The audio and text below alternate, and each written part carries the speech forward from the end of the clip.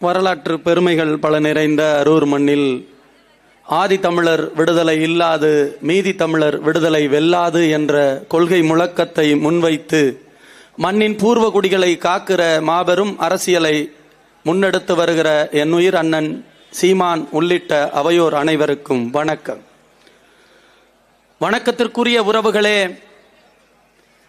ஐநா பெருமன்றம் 94ஆம் ஆண்டுக்கு பிறகுதான் இந்த மண்ணின் பூர்வகுடிகளை காக்க வேண்டும் என்பதற்காக ஆகஸ்ட் 9ஆம் தேதியை பழங்குடிகள் நாள் என்று அறிவித்திருக்கிறது. அந்த ஐநா பெருமன்றத்திடத்திலே பெருமைக்குரிய தமிழ் சமூகத்தின் மக்கள் நாங்கள் ஒன்றை சொல்கிறோம். நீங்கள் பன்னெடுங்க ஆண்டுகளுக்கு பிறகு அடிமைப்பட்டு இருக்கிற தமிழ் சமூகத்தினுடைய பூர்வ குடிகள் உள்ளிட்ட உலக பழங்குடிகளை போற்றும் விதமாக ஆகஸ்ட் 9 தீர்மானித்திருக்கிறீர்கள். உங்களுக்கு தெரியுமா, நீங்கள் எல்லாம் இந்த பழங்குடிகளுக்காக போர்க்குரல் எழுப்பாத போது உலக வல்லாதிக்க நாடுகளும் இந்திய பெருநிலமும் தமிழர் நாடும் பழங்குடிகளை பாதுகாக்க தவறிய சமகாலத்தில் இதே நிலத்தில் ஒரு வரலாற்று பெருமகன் வாழ்ந்தான். அந்த வரலாற்று பெருமகன் பழங்குடிகளுக்காகவே தன் உயிரை தந்தான். அந்த வரலாற்று பெருமகன் அவன் உயிரோடு களத்தில் நின்றவரை பழங்குடி மக்களையும் காடுகளையும் எவனும் தொடக்கூட முடியல. அப்பேற்பட்ட வரலாற்று தலைவன் யார் தெரியுமா? இந்த மண்ணில் நாம் சுவாசிக்கிற மூச்சு காற்றை அவரும் சுவாசித்து வாழ்ந்தார்.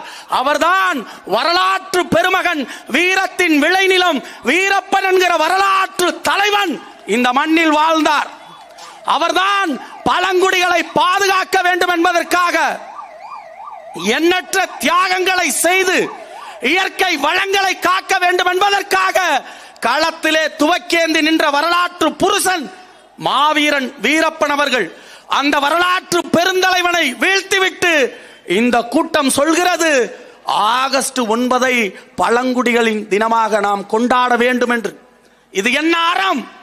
பழங்குடிகளை நாம் இதற்கு முன்பே போற்றி இருக்க வேண்டும்.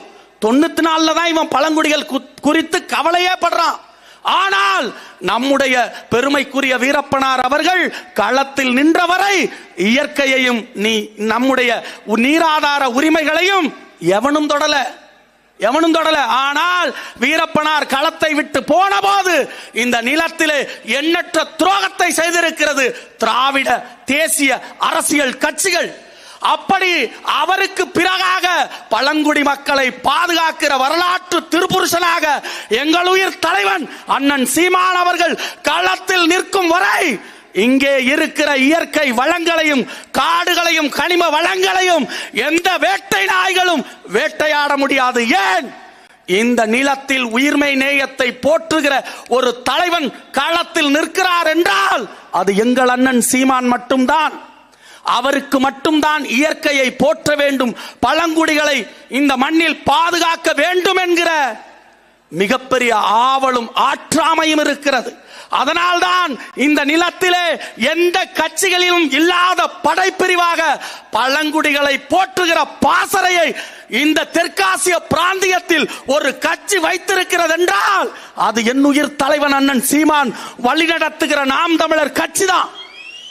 சிந்தித்து பாருங்கள். தண்டகாரண்ய காடுகளிலே இந்த நிலத்தினுடைய அமைச்சராக அப்போது இருந்த ப. சிதம்பரம் அவர்கள் மண்ணின் பூர்வகுடிகளை விரட்டுவதற்காக கிரீன் பச்சை வேட்டை என்கிற பெயரிலே கிரீன் ஹண்டிங் என்கிற பெயர்களே பழங்குடிகளை விரட்டி பல்லாயிரக்கணக்கான கனிம வளங்களை வடநிலங்களிலும் தமிழ் தேசிய நிலங்களிலும் திருடுவதற்கு அப்போதே இந்த நிலத்தில் திட்டமிட்டது காங்கிரஸ். அதற்கு பக்கபலமாக உற்ற துணையாக இருப்பது திமுக. அவர்களுடைய வேலையை இங்கே செய்ய இருக்கிறது பாரதிய ஜனதா கட்சி. இந்த 4 பெரும் தேசிய கட்சிகளையும் திராவிட கட்சிகளையும் இந்திய பெருநிலத்தில் இருந்து விரட்டாது. பழங்குடிகளுக்கு மட்டுமல்ல இந்திய மக்களுக்கும் விடுதலை இல்லை என்பதை கூறிக்கொண்டு சீர்மிகு தமிழர் நாட்டில் சீமானாட்சி மலரட்டும், சிந்தையெங்கும் தமிழர் நெஞ்சில் புரட்சி தீ பரவட்டும், பறக்கட்டும் பறக்கட்டும் புலிக்கொடி, இனியேனும் சிறக்கட்டும் தமிழ்குடி. நன்றி, வணக்கம். பழங்குடிகளை பாதுகாப்போம்.